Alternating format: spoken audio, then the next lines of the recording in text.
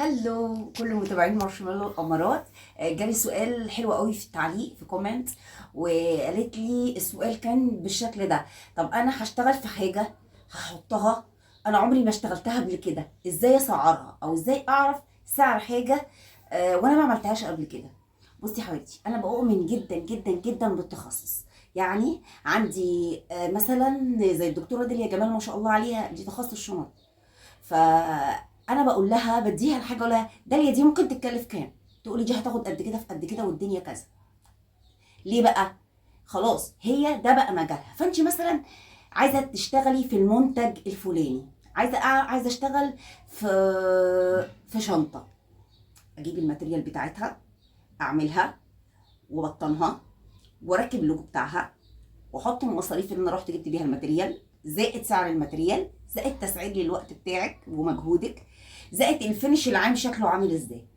افرضي طلعت الشنطه مش حلوه، فكيها. فكيها حتى لو هتخسري مش مهم، فكيها لحد ما توصلي لاعلى جوده. وصلتي لاعلى جوده في المنتج اللي انت خصصتي فيه نفسك او حبيتيه او استهويتيه للشغل، هتعرفي ساعتها تقدري كويس قوي. وما تستعجليش في التقدير، عشان انت ممكن تقولي سعر وبعد ما تسعري بيه وتطلع حلوه وتحفه، تيجي تروحي للعميل تلاقي نفسك ما كسبتيش حاجه او كان هامش الربح قليل قوي. فما تقلليش من مجهودك، ابذلي مجهود في الاول هتكسبي في الاخر. كل ما عملتي مجهود انك يعني تنمي من مهاراتك في مجالك، في الحته اللي انت بتحبيها قريبه لقلبك، بتفضلي الشغل بالخامات ديت، كل ما هتنجحي فيها وهتتميزي بقى، هتبقي مميزه في الحاجه الفلانيه. يعني انا بحب الشغل بالطريقه ديت. فلانه مميزه في الشغل الفلاني، رانيا خالد مميزه في الامجرومي، حنان مميزه في الامجرومي،